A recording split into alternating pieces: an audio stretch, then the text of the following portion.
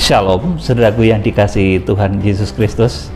Bertemu di dalam kasih Tuhan yang ajaib dan luar biasa. 12 Agustus 2022, saya akan sampaikan kepada saudara mengenai perbedaan kerajaan iblis dan kerajaan Tuhan, supaya saudara di dalam pengiringan akan Tuhan ini betul-betul nanti kita meraih jalan yang Tuhan kehendaki. Kita betul-betul meraih surga.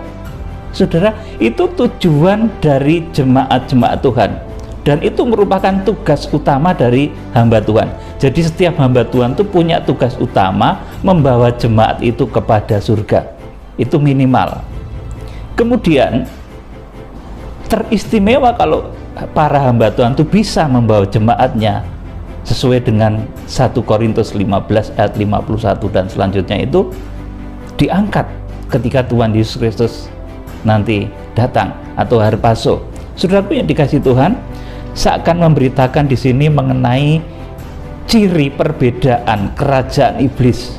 Jadi kalau saudara masuk di dalam lingkup perkumpulan kerajaan iblis, itu nanti saudara akan merasakan satu karakter yang beda dengan kalau saudara masuk di dalam lingkup kerajaan Tuhan. Saudara yang dikasihi Tuhan Yesus, kerajaan iblis itu kalau sudah masuk kepada wilayahnya, kepada perkumpulannya, saudara masuk satu wilayah yang di dalamnya ada iblis, setan, jin beri-perayangan, itu saudaraku nanti akan ada ciri khusus. Kerajaan iblis itu menimbulkan perbudakan. Ini yang pertama harus saudara ketahui.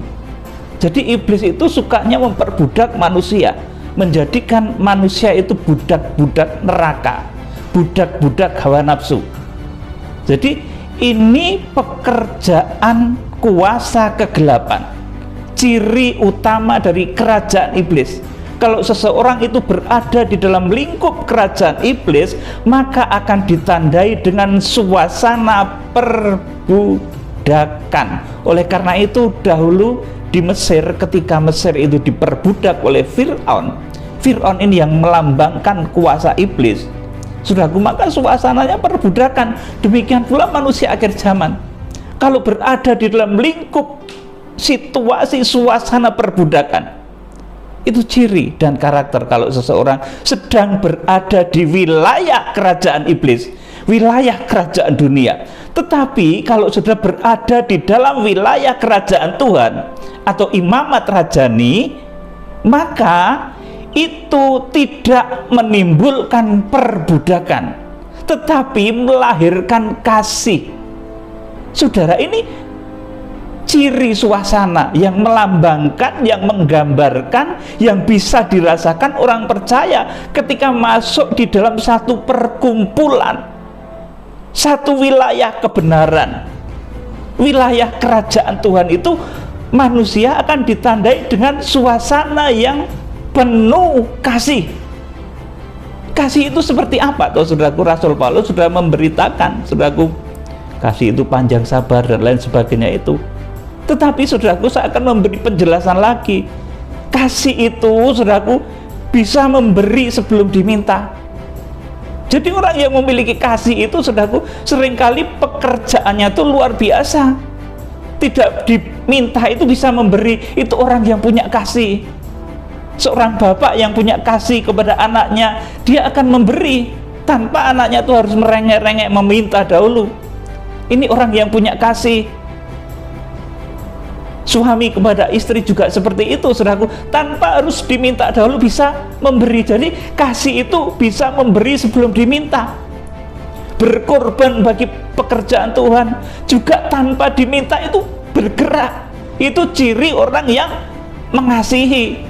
Jadi di dalam lingkup kerajaan Tuhan itu menimbulkan suasana kasih. Kasih itu tandanya apa? Bisa memberi sebelum diminta.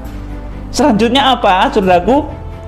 Di dalam kasih itu seseorang itu juga bisa bekerja sebelum disuruh.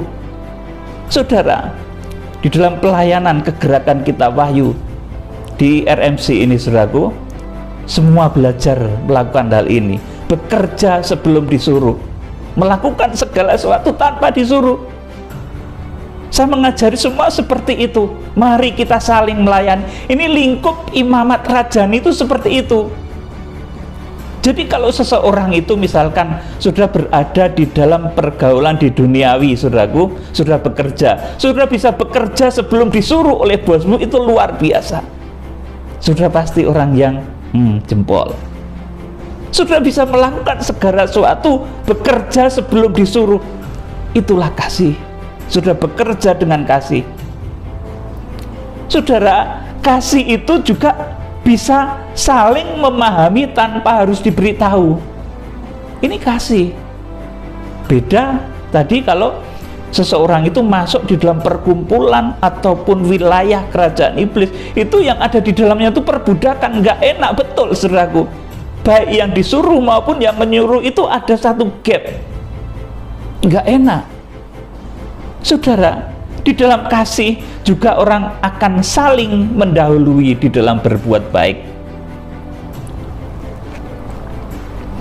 Diteladankan Tuhan Yesus dalam Injil Matius pasal 18 ayat yang ke-1 sampai ke-5, itu Tuhan Yesus memberikan teladan tentang kasih, tentang siapa yang terbesar di dalam kerajaan surga. Itu ternyata orang yang bisa melayani, mau melayani terlebih dahulu, bukan orang yang tampil seperti bos, tapi orang yang merendahkan diri, tampil sebagai pelayan. Kita akan membaca Injil Matius pasal 18 ayat 1 sampai 5. Saya mohon dibacakan. Pada waktu itu datanglah murid-murid itu kepada Yesus dan bertanya, siapakah yang terbesar dalam kerajaan surga? Iya, di sini ada di antara murid-murid mempertanyakan, saudaraku, murid-murid datang kepada Yesus dan bertanya, siapakah yang terbesar dalam kerajaan surga? Ini artinya dalam imamat kerajaan itu siapa yang terbesar? Terus ayat 2. Maka Yesus memanggil seorang anak kecil dan menempatkannya di tengah-tengah mereka. Terus Lalu berkata, aku berkata kepadamu, sesungguhnya jika kamu tidak bertobat dan menjadi seperti anak kecil ini, kamu tidak akan masuk ke dalam kerajaan surga. Amin. Sampai di sini dulu. Jadi yang pertama, sifat dari orang yang masuk di dalam perkumpulan kerajaan surga, orang yang masuk dalam komunitas kerajaan surga, mereka akan memiliki sikap pertobatan menjadi seperti anak kecil. Memiliki sikap pertobatan. Kemudian yang kedua, ayat yang keempat dari Matius pasal 18. Sedangkan barang siapa merendahkan diri dan menjadi seperti anak kecil ini, dialah yang terbesar dalam kerajaan surga. Amin. Sedangkan barang siapa merendahkan diri dan menjadi seperti anak kecil ini, dialah yang terbesar dalam kerajaan surga. Artinya orang yang merendahkan diri itu justru yang terbesar dalam kerajaan surga. Saudaraku, tetapi beda ini dengan sistem pemerintahnya iblis. Kalau dalam pemerintahnya iblis itu, saudaraku, betul-betul terjadi diktator, saudaraku. Satu perintah keras, saudaraku, yang mengharuskan kalau tidak maka akan dihukum, saudaraku. Iblis itu mengajarkan hal-hal yang seperti itu. Tidak ada kasih di dalamnya, adanya perbudakan, seperti Fir'aun memperbudak Israel. Kalau tidak membikin waktu itu batu bata itu, saudaraku, akan dimarah dan dihukum sama Fir'aun. Seperti itu perbudakan itu. Tetapi di dalam kasih, saudaraku, situasi seperti itu tidak terjadi karena merendahkan diri. Bahkan Tuhan Yesus juga, saudaraku, ayo ayat 5 dibacakan. Dan barang siapa menyambut seorang anak seperti ini dalam namaku, ia menyambut aku. Amin. Jadi yang terbesar di dalam kerajaan surga, orang-orang yang berada di dalam lingkup kebenaran, di dalam wilayah kebenaran, itu memiliki sikap pertobatan. Kemudian yang kedua, merendahkan diri. Saudaraku, ini harus ada. Kemudian seperti tadi di awal saya sampaikan, bisa memberi sebelum diminta, bisa bekerja sebelum disuruh, dan saling memahami tanpa harus diberitahu, saling mendahului berbuat baik. Ini orang-orang yang berada di dalam wilayah imamat rajani atau kerajaan Tuhan. Tetapi orang-orang yang berada di dalam lingkup wilayah kerajaan kegelapan itu ada di dalam dunia perbudakan, budak nafsu, budak seks, saudaraku, budak berbagai macam perbudakan itu ada di sana. Bahkan menjadi budak iblis, budak dari kejahatan, berbagai macam kejahatan di muka bumi ini. Saudara yang dikasih Tuhan, Tuhan juga meneladangkan bahwa Tuhan sendiri itu Tuhan yang maha besar, Dia yang tertinggi, tetapi Dia mau membasuh kaki murid-murid.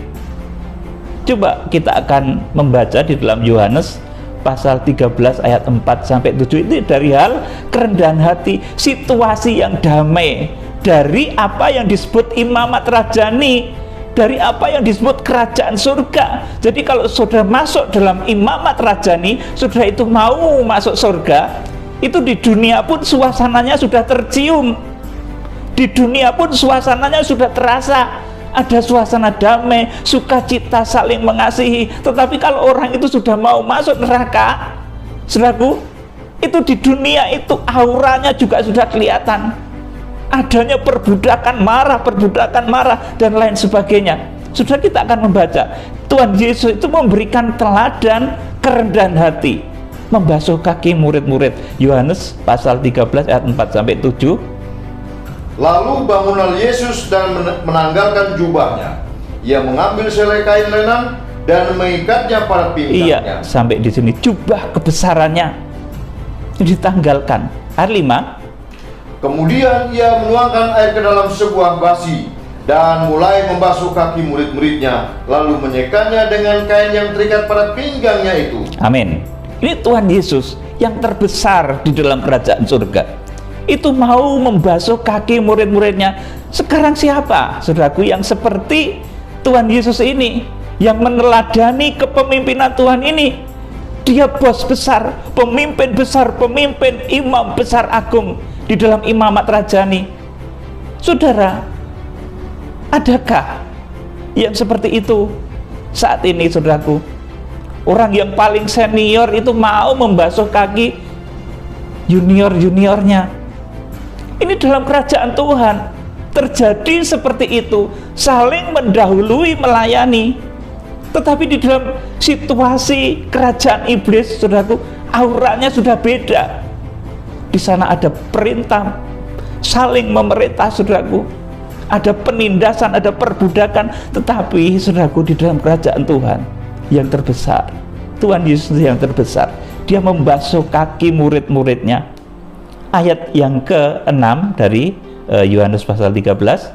Maka sampailah ia kepada Simon Petrus. Kata Petrus kepadanya, Tuhan, engkau hendak membasuh kakiku? Jawab Yesus kepadanya, apa yang ku perbuat engkau tidak tahu sekarang, tetapi engkau akan mengertinya kelak. Amin, saudaraku. Jadi ini Petrus. Maka sampailah ia kepada Simon Petrus. Kata Petrus kepadanya, Tuhan, engkau hendak membasuh kakiku. Jawab Yesus, apa yang ku perbuat engkau tidak tahu sekarang, tapi engkau akan mengertinya kelak. Saudara, jadi di sini ada perbedaan nyata antara lingkup kerajaan iblis itu ditandai dengan perbudakan, dengan lingkup kerajaan surga itu ditandai dengan kasih. Di dunia ini kalau seseorang itu sedang melaju, sedang mengarah kepada kerajaan iblis, itu adanya perbudakan. Kalau sudah merasakan ada roh perbudakan mengikat saudara, berhati-hatilah. Sebab kerajaan Tuhan itu di sana tidak ada perbudakan, di sana adanya kasih, mendahului, saling mendahului mengasihi, saling mendahului memberi, saling melayani, seperti yang diteladankan Tuhan Yesus Kristus. Jadi kerajaan iblis itu menimbulkan perbudakan dan tidak mengenal kasih. Saudara, Roma pasal 8 ayat yang ke-15 kita akan baca. Sebab kamu tidak menerima roh perbudakan yang membuat kamu menjadi takut lagi, tetapi kamu telah menerima roh yang menjadikan kamu anak Allah. Oleh roh itu kita berseru, ya Abba, ya Bapa. Amin. Jadi di sini dikatakan, sebab sekarang kalau seseorang itu masuk di dalam lingkup imamat rajani, kerajaan surga, di dunia ini pun sudah mulai terasa. Kita tidak lagi menerima roh perbudakan yang membuat kita menjadi takut lagi. Saudara, kalau seseorang itu dia sedang berada di jalur yang salah, dia berada di jalur roh perbudakan itu, nanti lama-lama membawa orang itu kepada neraka, kepada kerajaan kuasa kegelapan. Karena di sana adanya perbudakan. Kalau di surga nggak ada perbudakan. Saudaraku yang dikasihi Tuhan, dan itu bisa mulai dilihat, dikenali sejak berada di dunia ini. Sebab kamu tidak menerima roh perbudakan yang membuat kamu menjadi takut. Jadi ini ciri dari kalau seseorang itu memasuki wilayah kerajaannya iblis, itu akan ada satu rasa takut. Mulut maunya mengutuki orang saja, saudaraku. Ketakutan, trauma, stres, kemiskinan, saudaraku, dan tertekan. Itu lingkup kerajaan yang diciptakan oleh kuasa kegelapan. Itu menimbulkan suasana seperti itu. Suasana ketakutan, suasana traumatis, suasana miskin, suasana tertekan. Itu aura yang dipancarkan oleh iblis. Jadi, saudaraku, aura yang ditimbulkan, dipancarkan oleh kerajaan iblis itu, auranya itu ketakutan, trauma, kemiskinan, ketertekanan, saudaraku. Jadi kalau seseorang masuk di dalam satu perkumpulan kok yang dijumpai itu ketakutan, trauma, kemiskinan, tertekan, saudaraku, waspada. Kalau sudah berada di jalurnya Tuhan, sudah berada di jalur kerajaan Tuhan, maka yang ada itu kasih.